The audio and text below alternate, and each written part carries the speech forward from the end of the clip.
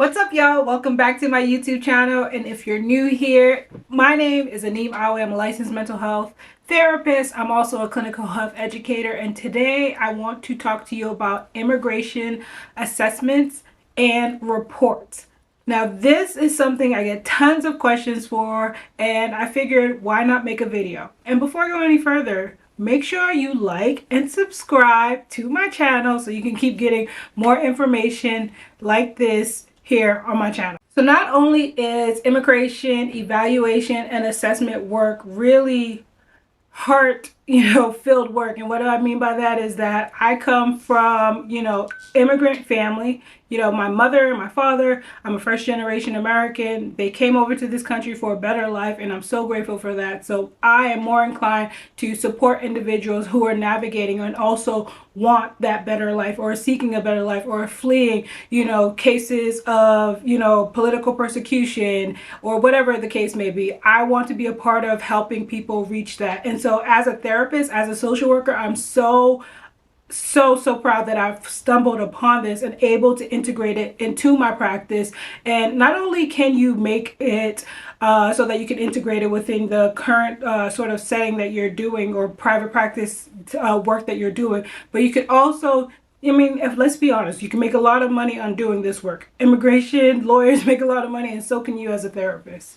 And so today I'm going to talk to you more about how to sort of first, what is immigration assessment and evaluation, how you can use your clinical skill sets, how you can begin marketing yourself, but also how you can continue making sure that you get ongoing referrals in your whatever neighborhood or part of the country that you are in, so that you can continue doing this work. And if you're as passionate as me, it'll show, and the rest will speak for itself. I want to talk about making sure that you also receive proper training to do these evaluations and assessments. So I completed my training through the University of Texas at Austin. They had an online program where I was able to get trained in how to complete the proper way to evaluate and assess these cases. So if you are already a trauma clinician, you have an advantage in that you already understand how to sort of navigate certain questions, and how to sort of support your client through different, through circumstances that might ensue when you're in the session with that client. So what I mean by that is, being trauma informed, making sure that the way the questions are posed are not necessarily re-traumatizing that individual or re-triggering that individual. And if so, like how you can help that client maybe ground themselves and, integrate some of those tools that us trauma professionals have. So that is really important in making sure that you get started on your journey towards mental health evaluating and assessing for immigration cases. So as an immigration assessor or evaluator, if you will, in most instances, it's a little different from, the clinical role. You are using your clinical skills to guide you in that you are assessing the impacts of trauma on that individual, and you're usually going to generate a report or some sort of letter to the court in support of this client in terms of how this trauma may have impacted them, how this trauma or going without ongoing care around the trauma will further impact their,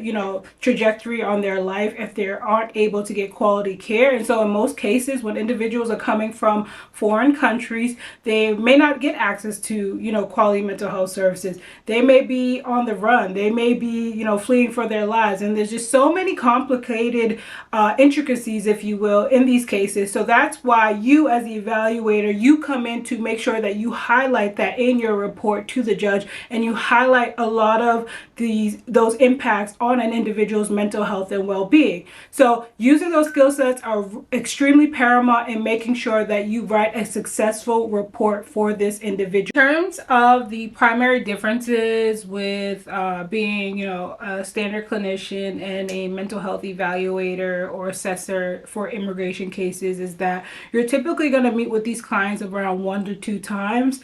I often also prefer to meet with the attorney, the immigration attorney that's supporting this client, so that I can understand their interpretation of things.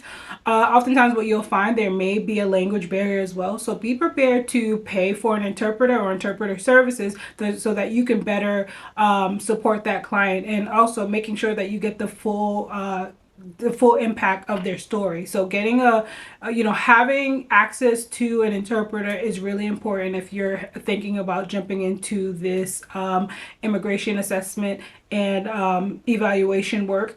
And also I would say that in terms of the type of work, or the differences rather, is that also, there is going to be significant amount of time that you spend on putting the report together, or the affidavit, whatever the attorney is asking for or whatever the attorney is recommending. And so you want to make sure that you set time aside rather, to get that done. And so I like to turn my reports over in about a week and a half's time. I don't like to have my clients lagging. Although the immigration can be a long, drawn out process already, I don't want to add further sort of stress on the individual and the attorney in that regards. So I like to turn mine over in about a week's time. So that leads me to my next point, right? How many cases should you be accepting, and how does that look like?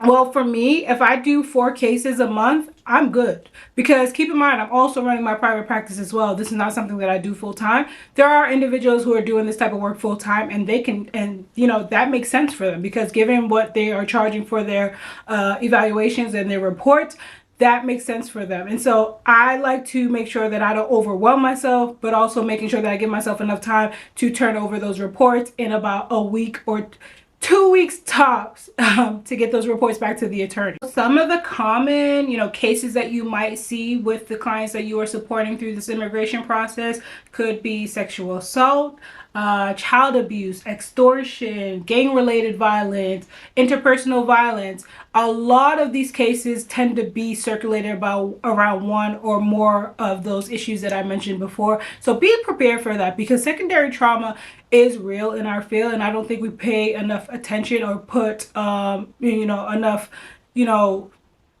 prevalence towards that, and it's real, and it can impact you in a lot of ways, especially when you're hearing these cases or these stories back after back after back after back. So just be mindful. And finally, the last thing that I want to talk about is marketing. Listen, if you're a therapist in private practice, if you're in any type of business, obviously marketing is quintessential in any business that you are operating, right? Because you want to reach those people, you want to increase your referrals, you want to get more clients through your doors, you want to make more money, and there's nothing wrong with that. So I want to talk about marketing, some of the strategies that I've employed.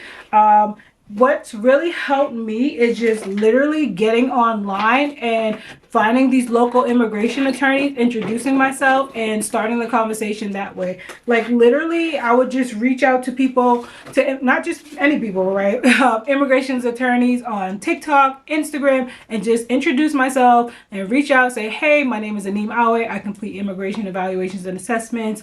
I'd love to talk to you more about how we could possibly come together. That is one way that I also do it. I also am in some of the Facebook groups, although they can be kind of interesting. And what I mean by that is, obviously there is one group in particular whose name I shall not mention, but the founder of the group really wants to drive people to their directory, right? And so that you can be a paid person on their directory. I personally am not on any directories, because I found that I have cracked the code for marketing, and I'm really good at it, in the sense that I can reach my target audience and I don't need to pay to be on anyone's directory. That may not be the case for everybody, and that's okay.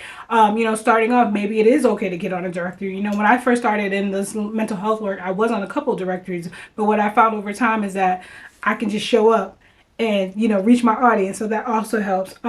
So definitely social media, using social media to your advantage. I also created these cards.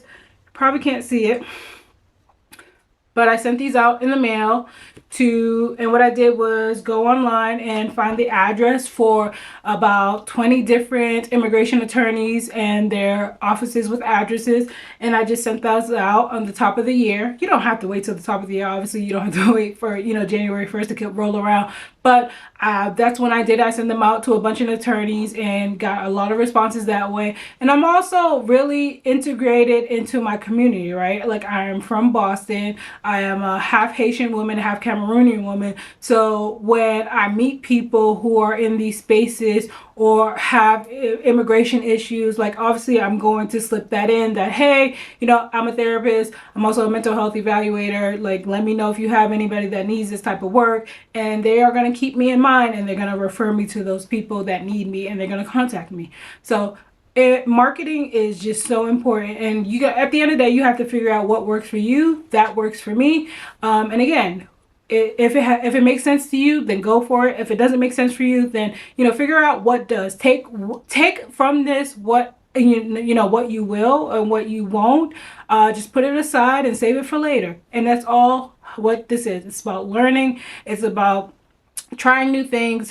It's about, you know, letting go of things that didn't work and kind of rinse and repeat the cycle. So hopefully you have found this information helpful. I'd love to, you know, let me know what questions you have in the comments, and I'm happy to expound upon any particular areas that you feel like you want more details on.